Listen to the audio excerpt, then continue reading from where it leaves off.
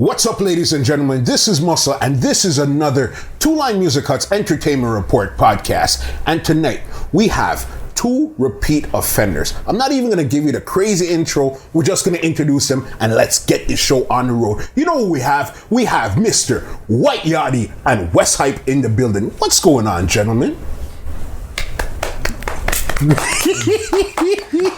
Yo, Muscle, eh? Yeah,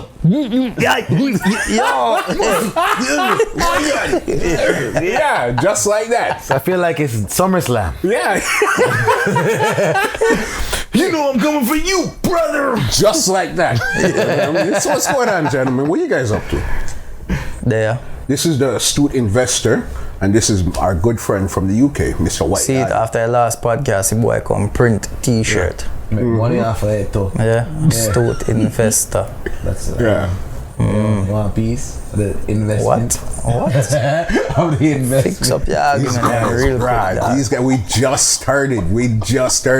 Yardie, welcome back to Toronto, big boss. How are you enjoying the city again? Yeah, man, and I have sunshine. Yeah, which I know that you don't really have too much, because I know you got it one day, and the people then ball, and then you got back to rain. And the sun just disappear. And come like the sun migrate and come at Toronto. But that's how you go. Nice vibe, nice people, them nice as always. Mm-hmm. You know, just it feel like home when I come here. So now. I don't even feel like I travel anywhere different. So, which I'm not tired of and not bored of. So let's make that clear before Toronto people like, No, because so it's home. Home is where the heart's at. You want to be at home. You know what I mean? So you want to be in the six. Yeah, man, definitely. This is actually your first time back since we actually won the championship. Yeah. Since we win the championship, right? Yeah. We. Guys, We still are win. What's going on, brother? We still are win. You didn't hear? We still are win. You guys are ridiculous. You know that, right? Why for the ridic? I could see this going left right away, bro. Okay, what word would you replace that with? What word? I don't know. Preposterous. I don't know. Astute. I don't know. I don't know. But I'm here. I'm chilling. You're chilling. We're championship. Yeah. We're champions now. We knew where the champion from. There's a lot of stuff going on, and I know right now you guys were here tonight, but they won't know. But I know tomorrow you guys are actually going on tour. Yeah. All right, where are you guys going tomorrow? Winnipeg. I'll say Winnipeg. Yeah. Where else you guys hitting up? Calgary and Edmonton. Those ones. He perfected those ones. So it's 3 days or it's 1 week and 1 week again? No, man, 3 days. Yeah. Friday, Saturday, Sunday. Okay, and how's it looking right now? Yeah, man, go there. We'll revisit the cities we did before and new to Winnipeg, see what going out there. So, even though some people are saying not much is out there, but we'll find out when we get there. Find out when you get there. I went to Winnipeg before. It's nice out there. Yeah. It's not in Toronto. It's not home, but it's nice. What is it like? Because I've never really been outside of the city. I went to Edmonton once, but I've never really been anywhere outside of Toronto. What is it like? Yeah. It's like we went to the LCBO, which is called whatever it's called out there. Yeah. And they had a free wine tasting, and we all got half drunk off the wine. And then when we came outside, lit off the wine, and we smelled somebody smoking weed, we said, "Oh, that's where the smell's coming from." And a white woman just pitched the weed at us in a prescription container and shared the weed with us. What? If you want to have Winnipeg in a nutshell. Yeah. That's Winnipeg. That's what it's like. So that's what White Yardie could expect tomorrow. You know, missing more Canada than enough people from Toronto. For sure. No, 100, because we're in the big city, so we don't usually leave the big city to go anywhere else. But sometimes good to know what going on next city them, man. Look around. Yeah. You might go there and find somebody look like you and say, I have a relative out there, so father did I go on bad. Yeah, but when you're in the UK, how often do you actually travel? What part of the UK are you from? London. How often do you go outside of London? Quite a lot, to be honest. Okay. Is it a lot since you've been doing your comedy or before that? Yeah, no, it's since doing comedy. Yeah. Yeah, work-wise. Yeah. But it's good. I enjoy it. I like traveling. Yeah. I do. It's something where you get to travel and see a lot of things and get to see what they're doing over there, because you live in London. That's the big city. Yeah. in England. All right, and then when you go to, like, I guess Leeds, that's another city. It's a town. Yeah, city. Yeah, it's a city. What other cities are out there? We have Birmingham, you have Manchester, you have Huddersfield. No, Huddersfield is a town. Yeah. You have Sheffield City, Bristol City. There's enough. Yeah. It's quite a lot, man. Like Liverpool. Where's Newcastle. outside of London? Where's your favorite city to be? Birmingham always give me that. Like Birmingham to me would have come in like when I've done like Brampton. Okay. So yeah, like it has that vibe. They're ready. You know what I mean? Like they enjoy comedy. They come out to have a good time. They don't just. The thing with comedy, you have some people come a comedy show and you have to wonder like what's wrong with you? Why are you here? What are you doing here? You get me? Like did somebody sell this gear a wrong flyer or something? Yeah. You buy the wrong ticket, turn up on the wrong day. I don't know, but out there they're just ready for laugh, man. So Birmingham is a good city. I enjoy that. Is that the place that has the most black people? Because there's a city where they say as soon as you go there, that's where the most black people are in England. Is it? Put it this way: Birmingham, in the UK, is more cultured, to me than London. Yeah. Like the people, like people still. London. Alright, so Caribbeans that live in London, over time, I feel like they have lost the culture. Not lost it completely, but they have kind of dilute. Part of it, though. Yeah, like forget it a bit. Like, you know, traditional Sunday dinner every Sunday. Okay, Birmingham.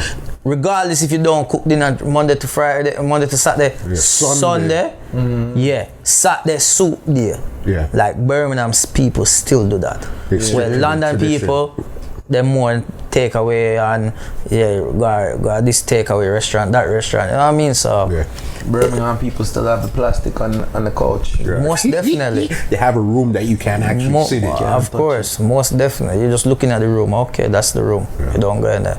You've ever been to London? I've been to London. I've never been to Birmingham. How do you like it out there up here opposed to Toronto? To be honest, I haven't really fully experienced London I haven't been to London since I met Yardie, and that's been like 5 years plus right now. So 6. Yeah. So 7. I don't know. 9? 8, 9. 12. Just call it 12. 15 years since Yardie started doing comedy on Black Planet and ICQ and MySpace. When he did send his videos on MSN back then, I didn't know him, but I went to London in like for family things, not the greatest circumstances. So I'll say that I'm biased, negative against London, but I'm open to new experiences in London once I reach there again. So I have formed a shop. Yeah, I shop for one London girl. But I'm open. Yeah, for one London girl. What you say? Go on some road, go talk about. I'm open. Yeah, some London girl. You have one for me? Alright, cool. So I'm open for some new experiences. New experiences. Man say open for some new experience. With some girl in London. Like, so Steph London? Yeah. Steph London? Yeah. Holla at me. Crazy. Talking about, you brought up a good point, because right now it seems like the UK artists and comedians are really running the show right now when it comes to hip-hop, reggae, comedy, dancehall, Afrobeats. What's going on in the UK right now? Why you guys are so hot even on this side of the world? I feel like what is there is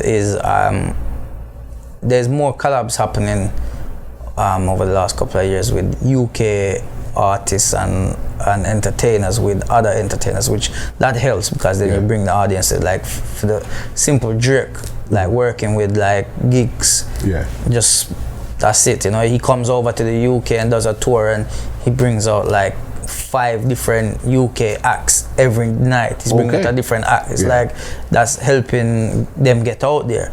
I feel like it's also like I feel like what has happened, which has not been happening for a long time, and it's still it's a bit like sometime-ish as well. but the UK are starting to believe in their self now. Before it's like they might be like it over here as well. Before Drake, maybe, I don't know. It's like it's always like they look into America. America are always competing with America. Like the American, and it's like you have your talent here that's making music for you here, using your language, your lingo, and you're not supporting it. So it's just a matter of time, and I feel like they find their own formula now. They find their own style of music, and that's why the rest of the world is probably taking to it, because it's new music. Yes, it's not sounding like English rapper trying to be American on American beat. You're hearing an English rapper on an English beat, you know what I mean, doing their thing. And I feel like with the UK as well, they have been doing these. There's a thing they call Afro swing. Afro swing. Yeah, like Afro swing. So it's like it's mixed between the Afro beats, but with a UK style to it. Okay. And that's where the Afro beats have grown a lot more now, and the African artists are doing quite like the African based guys that are and ladies that do music now. Is they have their own thing going on. So Afro swing. Yeah. Who are some of the artists that's in the Afro swing type of vibes? I think you have like there's like the guy them NSG. They have a few songs like that as well. I would also say like Young Bane, Kojo Funds. These guys, like they are doing their thing. So yeah, man. Yeah, man, no, man, because right now the scene over there, even the grime and all that stuff there, you guys have your own vibe, but as you said, it's only now that you guys recognize. So you know what? Let's push what we have here instead of looking outside and trying to bring it back. Because they start support. They see they're supporting their own there, and it's like it shows that now they're doing big. You know what I mean? Like it's like before they have wireless, right? So they have wireless and these big festivals, they get American acts to come and headline. And it's like you got your guys here that can do it. So look at Stormzy headlining Glastonbury, youngest black man to ever do it, and probably the first black man to ever do it, and first grime grime artist, but from the UK. So I mean, that's what I'm saying. Like in terms of the UK, Jay-Z did it a couple of years ago, but it's a thing of, and Jay-Z, he actually spoke to Jay-Z beforehand about the whole experience. That's a big deal. Glastonbury is a big deal over there, you know what I mean? And that just shows you that they are believing in themselves now, and you know, still a lot of fight. Like you still have a lot of doors you have to break down yourself as well and get there. But here's what it is, man. Yeah, it makes sense. You got to hustle and make things happen. Are you listening to any of the UK artists? Like some crossover stuff. Just say no. Hold on, wait, stop, pause. Yeah, go say Steph London. I'm gonna say Stylogy is a UK artist, no? But yes and no. Yes, to a certain extent. Cool. So yes. Then we did know the next youth would have May Augustine in Rich this year. Gappy Ranks. Okay. Gappy's back. Then we had the SAS youths from No, hold on. We are hold on, listen to me. You asked me, am I listening to any UK artists? But you're not. SAS ain't put out a song since them kidnapped. Since them go fight against me. Right. How much Toronto artists you know other than Drake?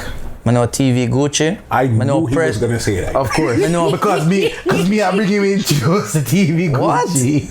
What? Presser. Yeah. Presser. Presser basically lives in the UK right now. Basically, so but it's okay. Go ahead. Alright. I think you have a guy called is it Belly?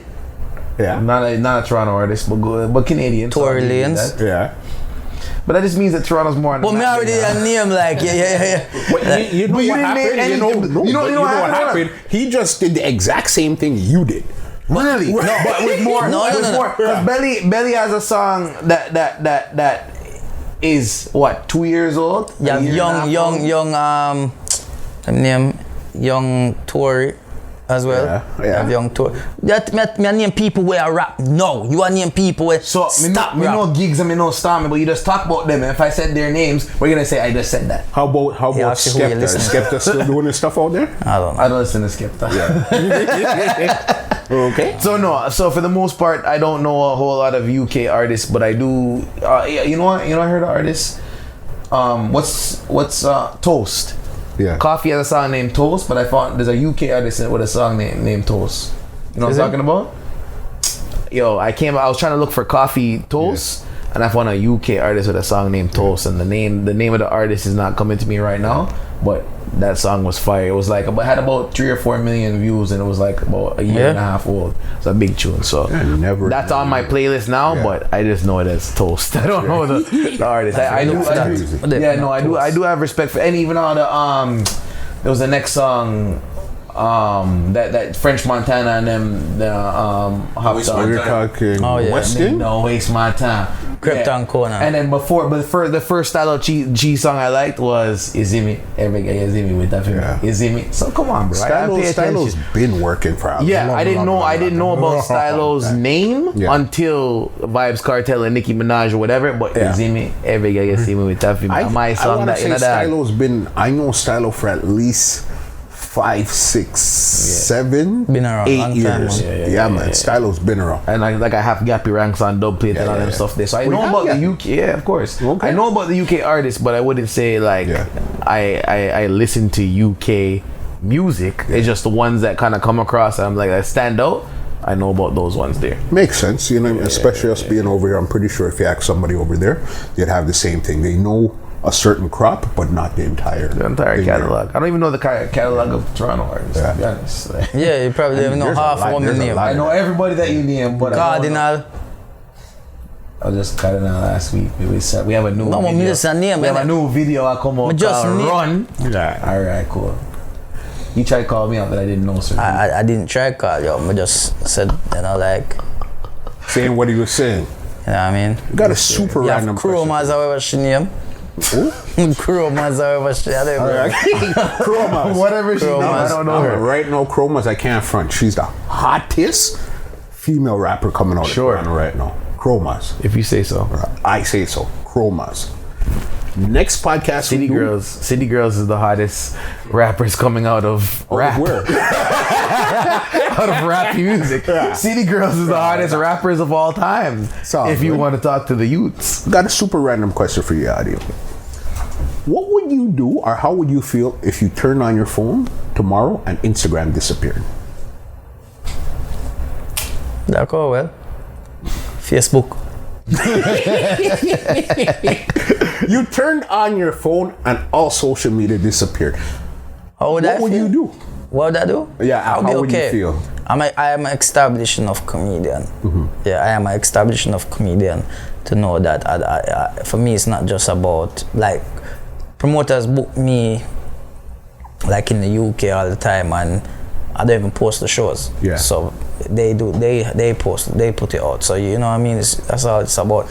And obviously, yes, it'll be a bit annoying because it's like, yo, like that's a big reach. You know what I mean? You lose that reach there now to now have to be the starting over again or going back to basics. But at the end of the day, I feel like I'm established enough now that it's like it's not really. I wouldn't feel down. It have some effect in a way, but we just have to find a way around these things to fix it. Just like you found a way to Instagram, I guess you'd have to find a way around Instagram and all these social platforms. Definitely. What would you do, Wes, if you woke up tomorrow and social media disappeared? Celebrate. Yeah, you're drunk. Celebrate. Why? Because I existed before that shit, so I know that. Like for me, living on that has actually been more difficult than living off of it. What do you mean? It's let a lot of people so for example, DJing before Serato meant you have to purchase records. You have to know which records to purchase. You have to have the hierarchy in the record store to even get access to said records before you can even play it. Yeah. Right? Recording in the recording industry, you have to have the money to afford proper studio and whatever. The digital world, social media world gave access to everybody, which created a whole lot of noise. Yeah. Which made it harder for somebody like myself, and I even feel harder like for somebody like Yardie, despite the fact that he blew up on social media, the fact that I know him personally and I've seen his work ethic, I know that it's actually flinging him into a more polluted pool where he's grouped in with people who are just Instagram comedians or whatever, that like it's coincidental that the same time he started doing stand-up is the same time he started doing Instagram videos, and it just happened that Instagram videos went more viral than his stand-up at the time. But both skills came together. Now the people them that don't have the skills of doing stand-up in the first place, they can only live on Instagram. I don't live on social media at all, so if the social media were to die, good.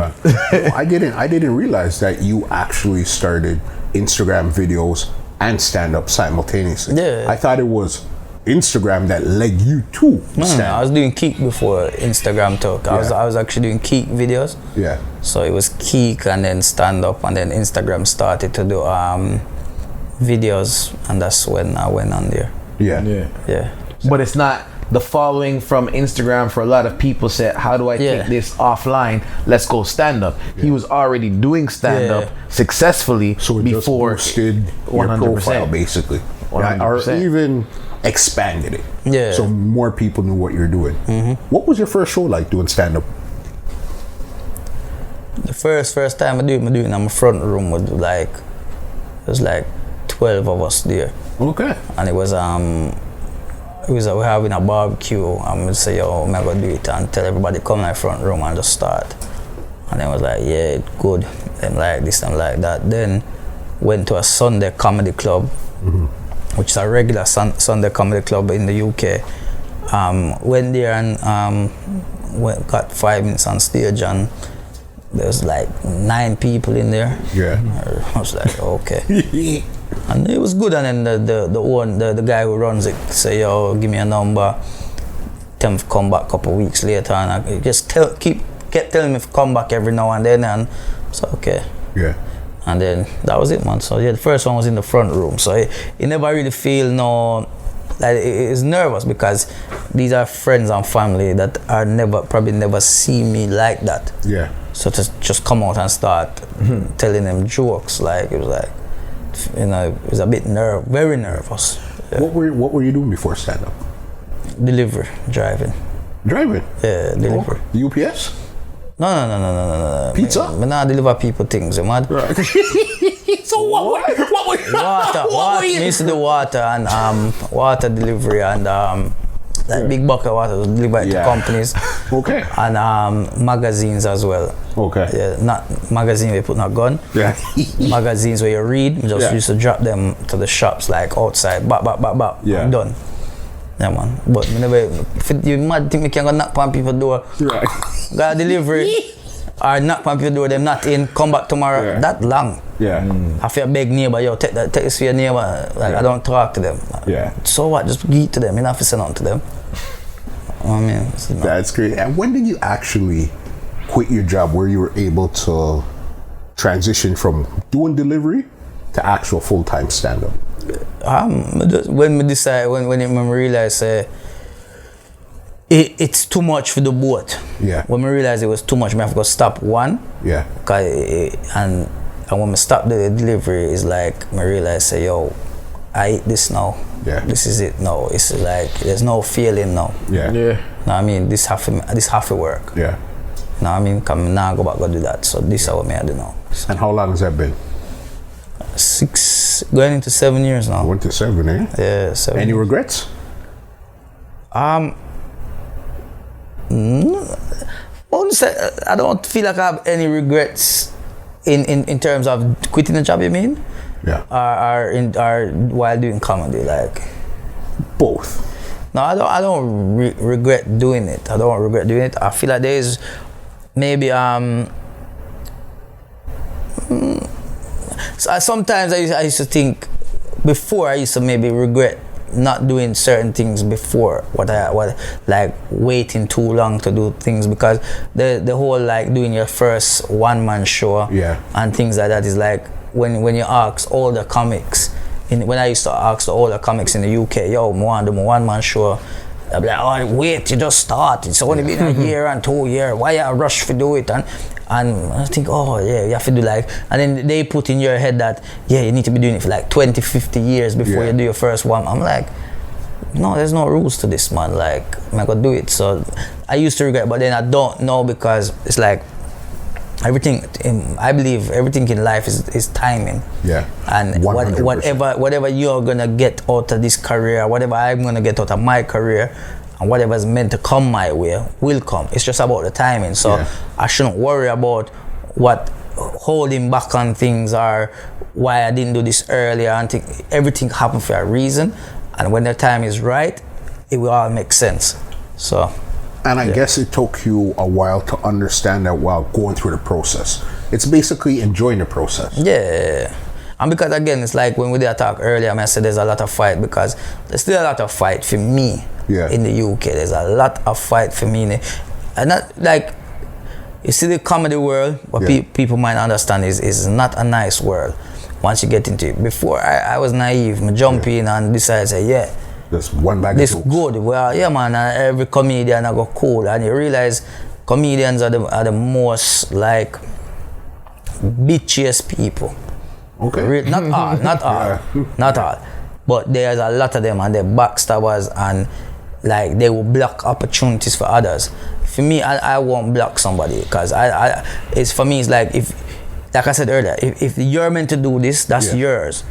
Me blocking you, it's not benefiting me at all. Yes, I mean, it don't mean because it's like if I say to you, go on muscle, you go on go do your thing, and you reach to the highest of heights, and me still there, so I take my time, I go on. That's just your course in life where you figure. Mine just mean to dip on a slower part because of other reasons. Maybe me not ready for the so yet. Maybe me cannot deal with it.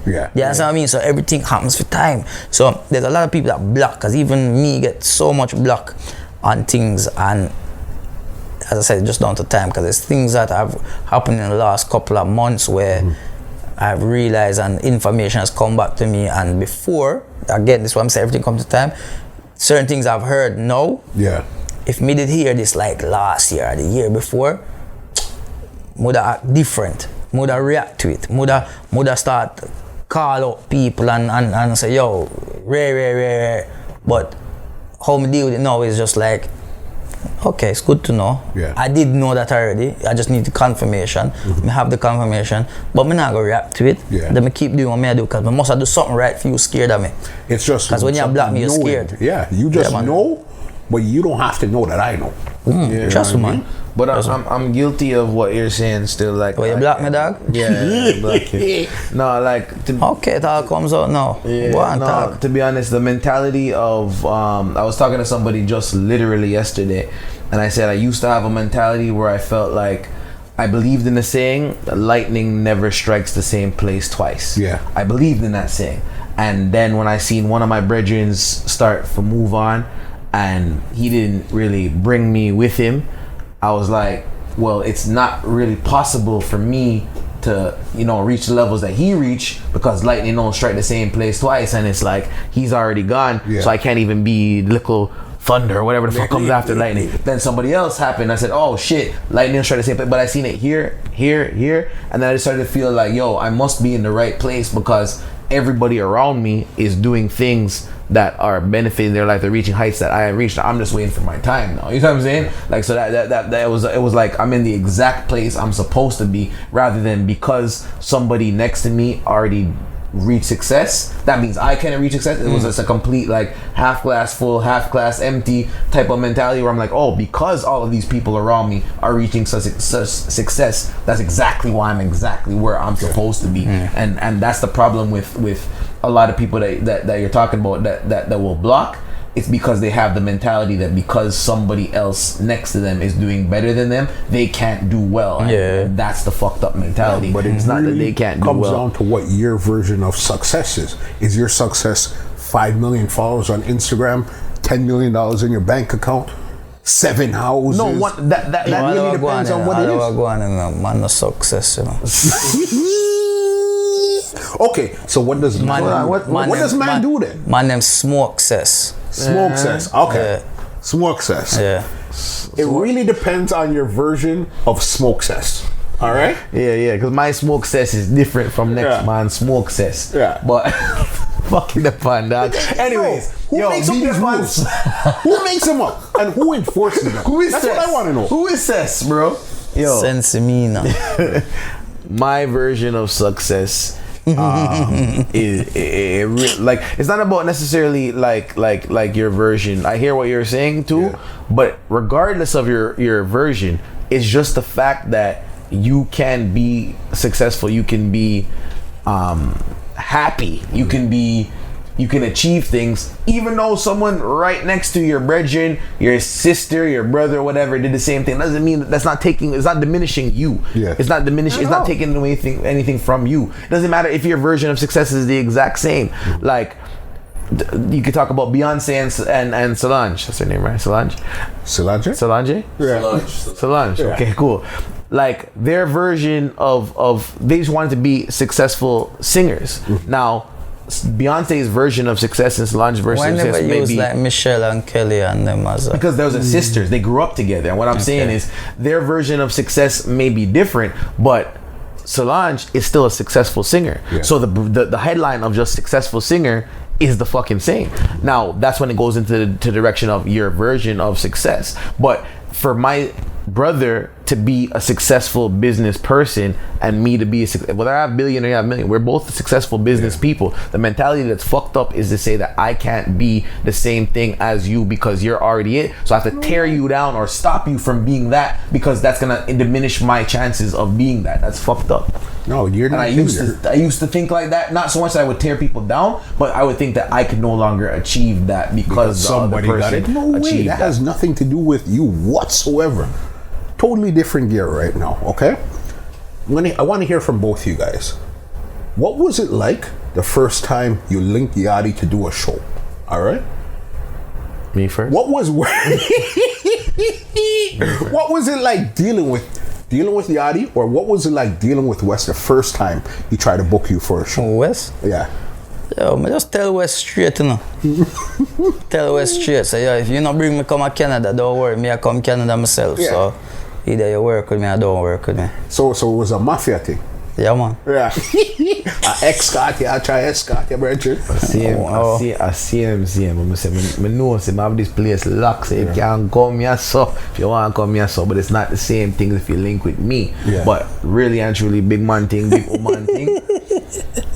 We all laugh after that. Yeah, really and truly, it was like, let's talk the real. It wasn't that, yo, you would have, like I know this guy's personality, so he probably would have came here on his own. Yeah. But he wouldn't have came here on his own, not because he couldn't have came here on his own, because somebody else was there linking him, that if that person had linked him to forward here, it wouldn't have been nothing the same. Right? True or false?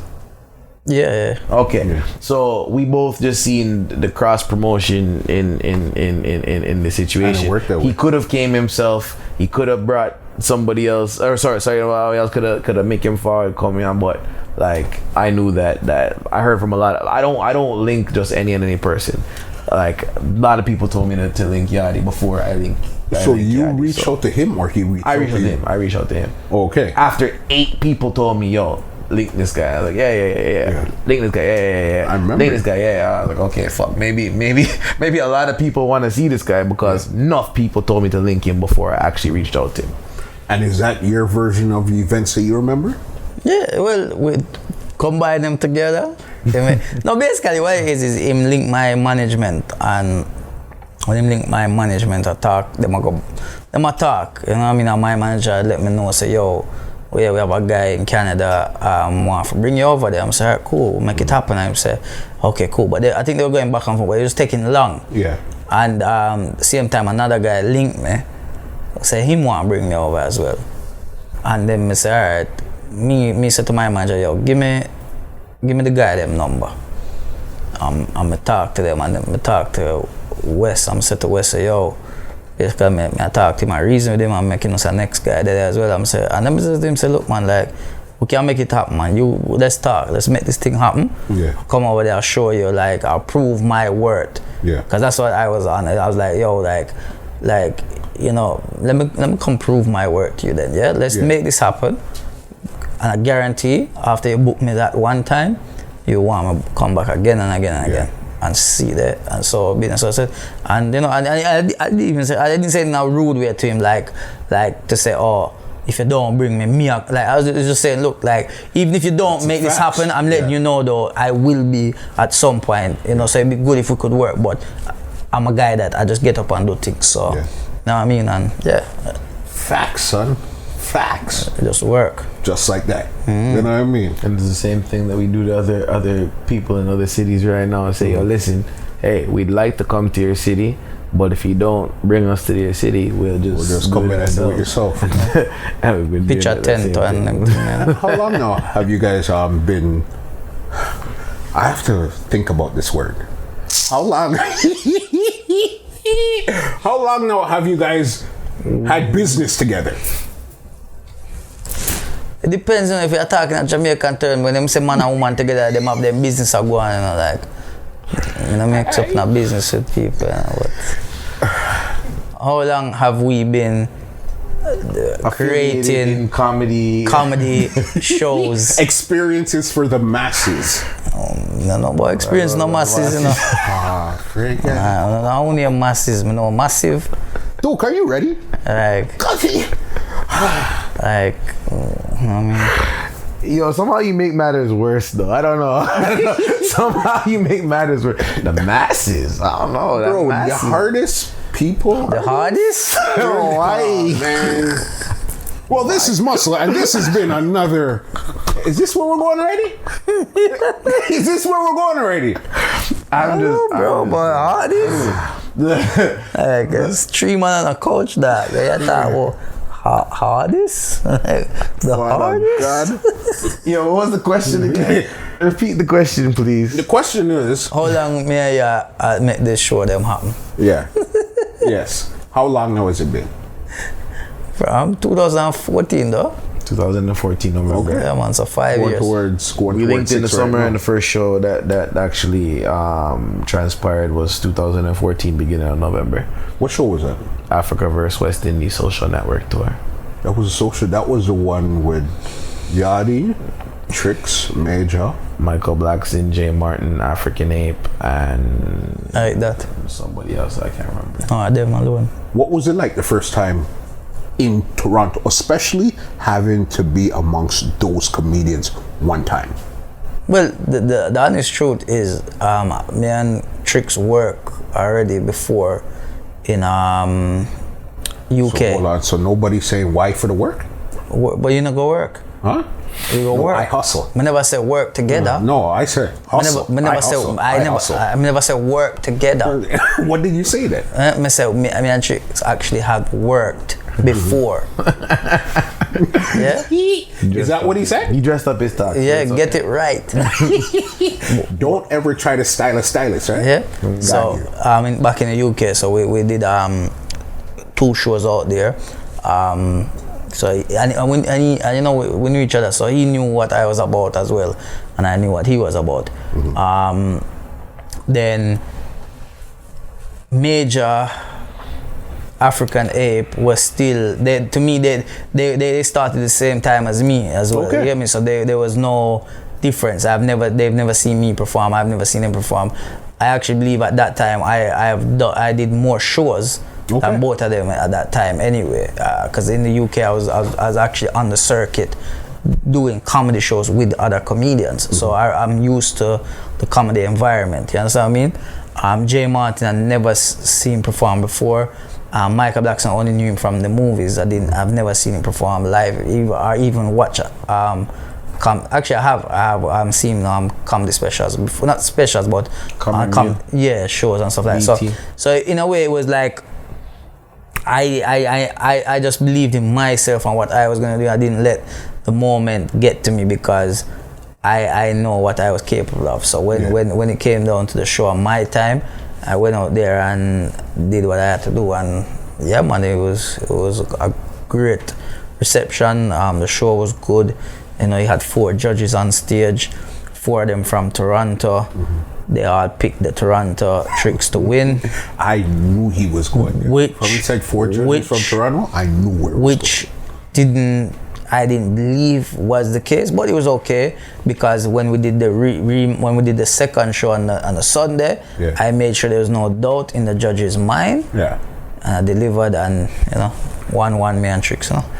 Do you remember the show the same way he does? I do recall the show. All right. What was your impression of Yardie that time, the first time you actually seen him on that show there? On stage? Yeah.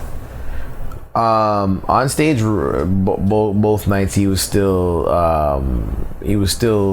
very impressive on stage. He still had the crowd from beginning of the set to end of the set. He will say that the 4 Toronto judges was the difference in the show. I will tell you it was not.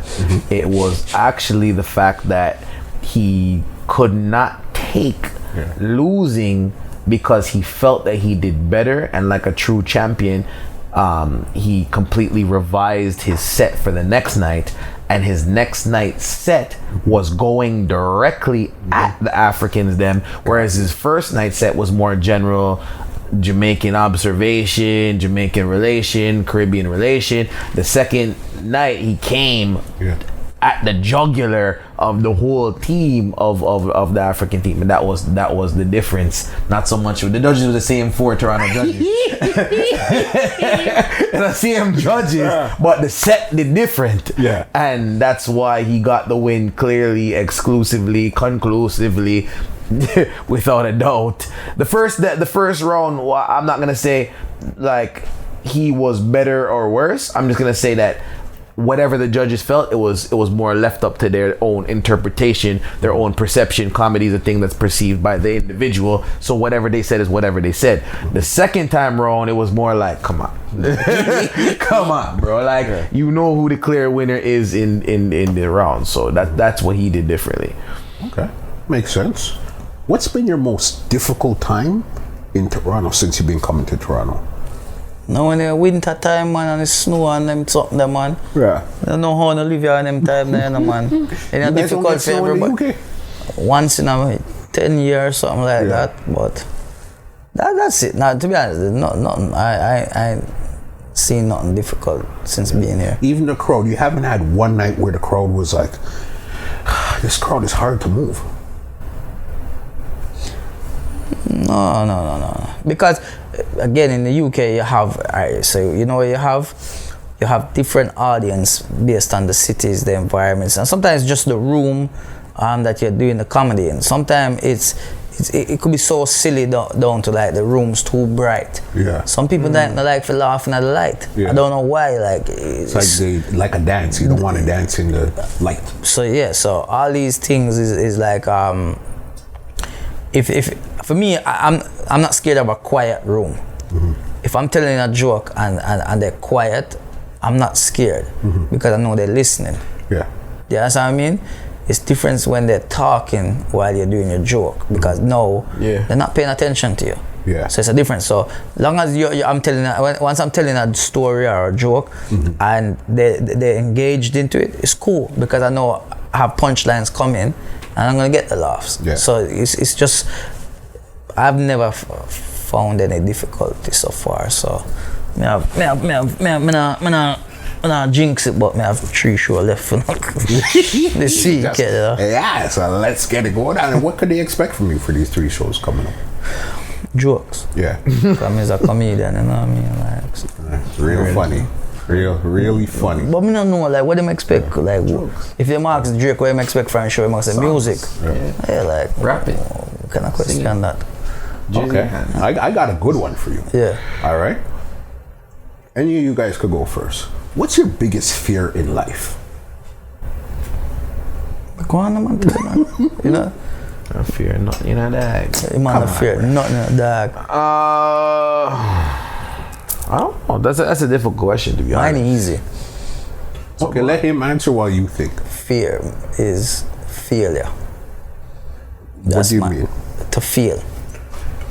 Is it fail at something in particular, or just fail in life? Fail what? Yeah, fail in life. Like fail. That's in particular, but just to fail in life. Yeah. In whatever you're doing is my fear. So like, if this career, if I don't make it out of this career, then that means I failed, and that's a fear that I have. So because I have that fear, that keeps me driving to not fail. You know what I mean? So I use that to, What your fear be? My biggest failure is No, fear, not your failure. My biggest fear, that was my question. I don't know why you read this question for yourself. What the fuck? But go ahead, answer. My biggest fear is being broke. Yeah. And I'm so afraid of being broke that I would work. If there was 27 hours in a day, I would work the 27 hours in a day just so I wouldn't be broke. Because we grew up in... So you work the 24, what's in the day? Yeah. Why the 3 extra 27? If they had 3 more, I would do it. Okay. Because we grew up in what they call... Here we call it metro housing. I'm not sure what they call it in the UK. What is like government housing called in the UK? Council. Yeah. Okay, we grew up there, so I know what it was like to have nothing. So I liked what I learned in the hood, but I never liked being in the hood. You know what I mean?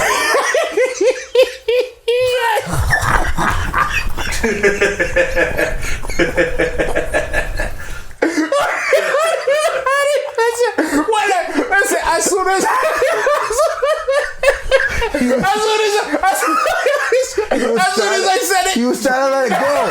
He was gonna be like, yeah. As soon as I said, no, it was the look on his face. He wanted to let it go. I said, okay. I give Yardie credit because he wanted to let that go. He really wanted to let it go. Wes, if you had seen the look on his face, I wasn't gonna let it go. Yes, okay. When we grew up in the neighborhood, okay, in the area, it's a ghetto. Okay, when we grew up there, it's like I like what it taught us, but I didn't like the environment. Yeah. So in my mind, it's just that's my biggest fear is having to be there. So you're uptown now. Uptown. Yes. Yeah. What? We good. Uptown. Right? But you got to work even so much more harder because that's not where you're from. So to stay there, you're gonna work harder. Fear. Yo, I don't like doing these things, man, because I feel like I always listening to your answer and listening to your answer. We gave you the opportunity to go first. No, I know, but then people are like, oh, he just made that up. But like, really and truly, I don't fear failure, and I don't fear being broke because I've been broke and I've been failed the most times ever, and that's actually elevated me. So I actually embrace being broke and embrace failing. The thing I fear is death. Yeah. And the reason why I fear death is because not even so much death, untimely death, where I die broke or I die failing, because I know I can always come back from those things. Yeah. I know I can take failure and turn it into something. I know I can take broke and turn it into riches. But if I die halfway through, like fuck, nah, I'm just broke. Nah, it's a failure. But like, why would you even care? You're dead. Nah, but the legacy, bro. Legacy, bro. Legacy, bro. Hold on, wait. Legacy, bro. Yeah. The way I'm remembered is I somewhere, if I'm a fucking grain of dirt reincarnated, I will care about my legacy. I know that much about myself. But as long as I get a shitty opportunity and I'm able to turn it into something, I'm good. Yeah. But if it got cut short for whatever reason, I think that's what would, like, I would haunt everybody. I don't know. I'd fucking haunt motherfuckers. Like, I don't fear that. Yeah. Fear? I don't fear it. That's fair. Yeah. Get to sleep, man. Yeah, no, I could get that one. Just as long as my children are alright, that's all that matters. I don't have any, so that's why you have a different legacy is your children. Yeah, man, them they definitely carry it on, man. So it's kind of the same but different because it's more selfish for me. Just legacy. I just want them to build a statue of me, like so you can't be yourself, man. The most astute. No, I have to actually die, and then they freeze me in statue form for what I was remembered for. But they can't make a statue of a failure or of a broke nigga. Like it has to be of an astute investor. You could be the first broke person they made a statue. No, I don't want that. That's the first. No, I don't want to be my legacy. No, it's a failure. Well, hey, you know what? We've been sitting here all this time and we have these boxes here. What do you mean? Exactly. What is this? Game. It's a box. It's a box of a game. A box of a game. Yeah. Okay. So Would you like to explain it? It's a box of the game in it. It's created by the astute investors at Juice Comedy. It was an idea that had been brought to me, and I kind of just took it to a next level and made it something tangible. It's a card game, really. Yeah. Simply put, it's a card game that kind of embodies the culture of what Juice Comedy is about, and that's bringing social media to real life, African Caribbean culture to real life, and that's all in this box here. The next level of that was creating expansions on top of that. That the first person I worked with right after creating the game was Major, and I'm working with Yardie now in terms of having the game is like almost like an empty shell, where it's always the basic, not so much an empty shell, but the basic where it can go any which direction. Now, to put Yardie's essence into the game, we have the expansion. So basically what it is memes. You have a picture and you have a bunch of captions, and the captions that best fit the picture is how the player wins. Now those captions can be written by anybody.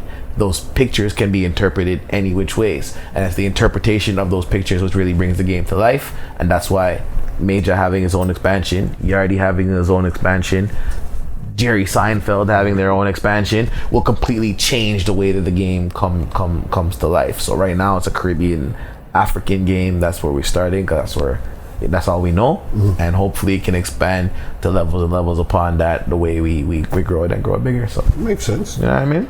How do you feel about the game, Yardie? Yeah, man. Right. What you mean? What do you mean? Just that simple. Just like that. Actually, because remember, a lot of people see you in their phone and stuff, but to actually have something tangible. Them see me on my phone? Oh, them see me on my phone? In their phones. Oh, in their phone? Yes, but now to actually walk away with something tangible. Them see me on them phone? Yes, yeah, I do. Yes, Harry. Yes. Yeah. So now that they could actually walk away with something tangible, how does that make you? Tangible, as in they could now hold it. Here is something, you take this. Yeah. Yes, tangible. Yes, that's man. Tangible. Hey, this man. Yeah, is there actually anything in there now? Yeah, you mean, man? Take out something. Show the camera what's in there.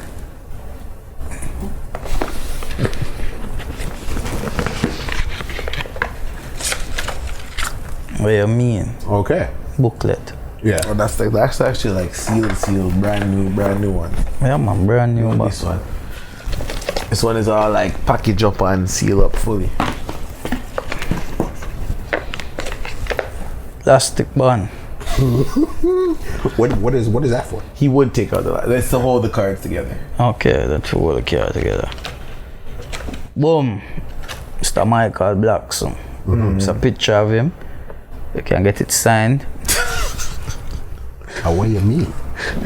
By him. So let me just give a little demonstration. Yeah, man, you do it. No, hold the card. Okay. So these are just two cards completely random out the box, and let's say I had these two cards to play. The first one, I can't even see the picture. It says, "When you only ask for a dime, but it's looking mad hefty."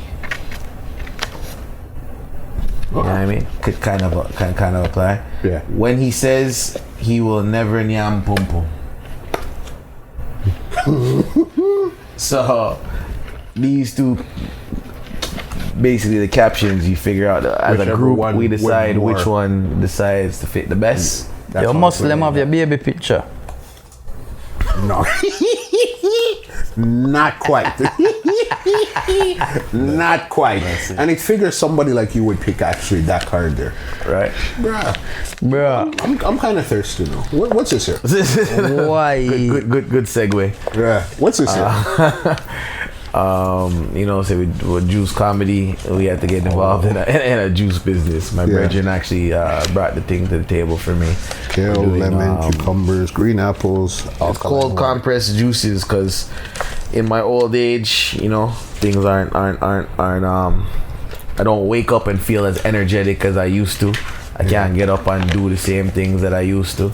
So we just want the man them to be healthy. As a matter of, more times he knows the fullness behind the thing, and he's right there. Yeah, I feel like basically it's a cleansing thing. nah. You see me? Keep you healthy. Okay, so if I open this and drink this right now, what is this gonna taste like? Yeah, The double up. It will taste like the ingredients with on it. Cucumber, lemon, ginger, I never tasted chia that seed, one. alkaline water. Alkaline. Ask him. That tastes nice, refreshing. Make you lose. Make you lose like 2 pounds out of your pocket or something if you carry English we pound. spend dollars here, so That is, alright, so you might lose nothing. there's nothing. It cleanse to you, man. lose. It cleanse you. It make it was. Y'all crazy, bro. Me talk about them something that can make that me I deal with right now. Yeah. The panel thing. Yeah, man. It's a healthy way of life. Yeah. It's to clean out all them bad things we inside of you. Where you eat beer, fast food and junk food and build up in bad it. mind and envious and grudgeful. No, and, you forgot sea and river water for them something there. to clean that. Yeah, the bad mind and them something there. No? Envious. Maybe I have to check out Obi man to me. No? So my register saying. kind of camera shy. So basically, I'll tell you what I know about this shit and why I got involved with it. So when me say I know nothing, No, not really.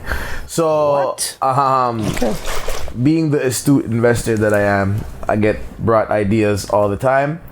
And my boy came, he said he's gonna come check me.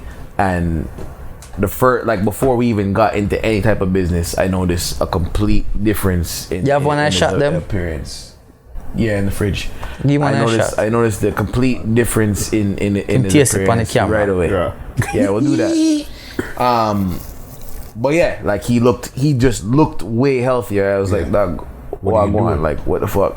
And then he just kind of broke down to me what he had been doing for the past 2 months since I had seen him. He was working like out west, so I hadn't seen him in a while. He broke it down for me, told me what he'd been doing, told me the idea that he had to basically kind of package it to share it with the world, and with my basically expertise in branding and marketing and whatever, we came together with the cold compress, put it together in a way that we could reach people, and that's basically it. That's what it is right We've there. sold probably about 3,000 bottles of juice in the past 3.5 weeks. So it's kind of just doing its thing. It's doing its thing on its own without any real push behind it, and it's all because it actually works. Like, it's actually we said we just want the man them to be healthy, and that's what it's doing. It's bringing health to a market that has neglected their health. We're just trying to take back our health. Yeah. Fair enough. Right. Got one question each for you guys before we get out here. Yadi, this is the elephant in the room, all right? Yeah, you're gonna hear the elephant in the room. You being dog, where the elephant there, dog? I'm gonna tell you right now. I want to reach on some safari trip, dog. Man, Man's an elephant. the elephant I in wouldn't the call room. elephant. Man, elephant man. Most elephant, the energy god, On the river. upon the bank. The elephant in the room, all right? You being white, but being... That's racist. It's okay. It's okay. I'm saying it to your face. It can't be racist. I'm saying it to your face. You being white, Oh, okay? you know semi white. Wes, what color is Yadi? He's white. Actually, he's kind of peach. No, he's white Catch some Yadi. sun. It's not peach Yadi. Catch It's not some green sun. Yadi. My name Tan Yardi. Listen, being white, Yeah. but playing in a... But you're Jamaican. Playing in a Caribbean field that's mostly black comedians, all right? What's the benefits and what's the downfalls?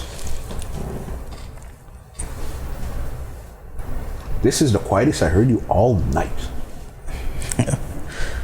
Cause a long answer that. Answer that long, and I think the answer that two long answer that, man. Yo, it is what it is, man. Comedy is comedy, man, and I don't even feel like people look to the color thing no more. Yeah.